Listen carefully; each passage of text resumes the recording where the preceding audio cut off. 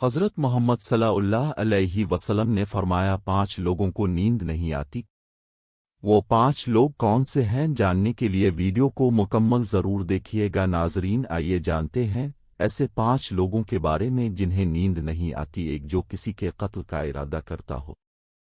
ایک، قرآن پاک میں ارشاد ہے، اور جو شخص کسی مسلمان کو جان بوجھ کر قتل کرے تو اس کی سزا جہنم ہے، جس میں وہ ہمیشہ رہے گا، اور اللہ اس پر غضب نازل کرے گا اور لعنت بھیجے گا، اور اللہ نے اس کے لیے بڑا عذاب تیار کر رکھا ہے۔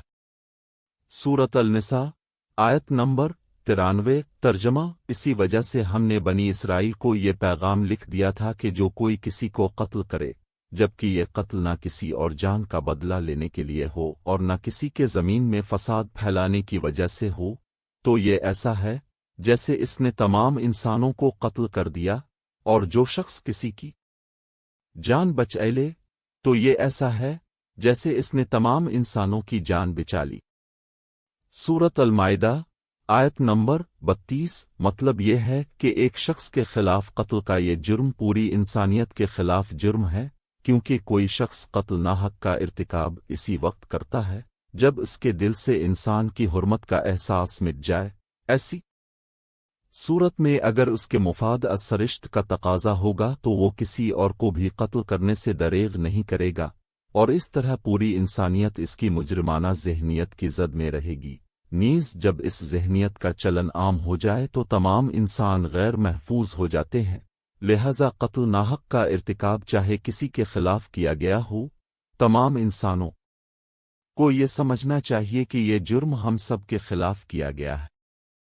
جس کے پاس مال و دولت ہو اور اسے کسی پر بھروسہ نہ ہو، ریخ کے ہر دور میں ایک سے بڑھ کر ایک دولت مند کرہ ارض پر نمودار ہوا، اور گردش ماہ و سال کے بعد مٹی اس وقت تک رکھے گا جب تک کہ اپنے الزام کے مطابق عذاب نہ پائے۔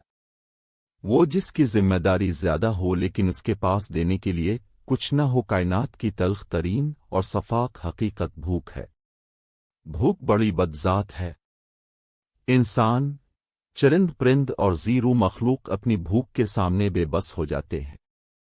یہی وجہ ہے کہ موجودہ حالات کے پیش نظر غربا اور بے سہارا لوگوں کے سامنے بھوک ایک بڑا مسئلہ بن کھڑی ہو گئی ہے۔ بحیثیت مسلمان ہمارے اوپر یہ فرض ہے کہ ہم اپنے ارد گرد رہنے والے غربا اور مساکین کی مدد کریں، جو اللہ تعالیٰ کے ہاں سب سے زیادہ پسندیدہ عمل ہے۔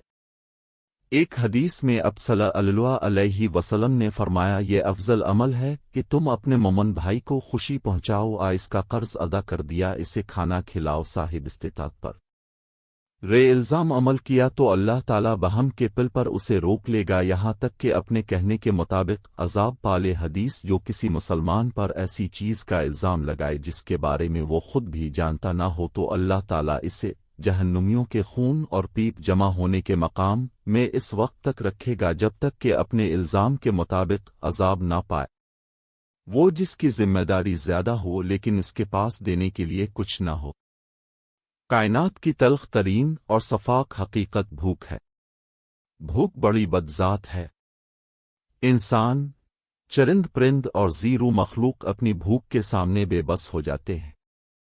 یہی وجہ ہے کہ موجودہ حالات کے پیش نظر غربا اور بے سہارا لوگوں کے سامنے بھوک ایک بڑا مسئلہ بن کھڑی ہو گئی ہے۔ بحیثیت مسلمان ہمارے اوپر یہ فرض ہے کہ ہم اپنے ارد گرد رہنے والے غربا اور مساکین کی مدد کریں، جو اللہ تعالیٰ کے ہاں سب سے زیادہ پسندیدہ عمل ہے۔ ایک حدیث میں آپ صلی اللہ علیہ وسلم نے فرمایا، یہ افضل عمل ہے کہ تم اپنے مومن بھائی کو خوشی پہنچاؤ، اس کا قرض ادا کر دیا، اسے کھانا کھلاؤ، صاحب استطاعت پر واجب ہے کہ وہ مستحقین کی مقدور بھر مدد کرے۔ وہ جو کسی کے عشق میں مبتلا ہو اور جدائی سے ڈرتا ہو۔ کسی اپنے کی جدائی کبھی بھی آسان نہیں ہوتی۔ اس جدائی کا احساس اب کی دنیا کو برباد کر سکتا ہے اور ڈپریشن کو بھڑکا سکتا ہے۔ وجہ چاہے کچھ بھی ہو، کچھ ان کے لیے یہ خطرہ 87% تک بڑھ جاتا ہے۔ اس سے قبل 2019 میں کیلیفورنیا یونیورسٹی کی ایک تحقیق میں بتایا گیا تھا کہ محض ایک رات کو کم سونا بھی ذہنی بے چینی، خوف، اعصابی خلل کا خطرہ 30% تک بڑھ جاتا ہے۔ طبی جریدے جرنل نیچر ہیومن بیہیویئر میں شائع تحقیق میں محققین کا کہنا تھا کہ ہم نے گہری نیند کا ایک نیا فائدہ دریافت کیا ہے جو رات بھر میں دماغی کنیکشن دوبارہ منظم کر کے ذہنی تشویش اور بے چینی کو کم کر دیتا ہے۔ نیند کی کمی سے ذہن بوجھل ہوتا ہے اور مختلف مسائل کا شکار ہو جاتا ہے، جبکہ زیادہ سونا حالت کو بہتر بناتا ہے۔ اللہ پاک ہم سب کی پریشانیوں کو دور فرمائے اور ہمیں صحت مند زندگی عطا فرمائے، آمین۔ ناظرین، کمنٹ باکس میں حضرت محمد صلی اللہ علیہ وسلم کے 99 ناموں میں سے ایک نام ضرور ٹائپ کرے۔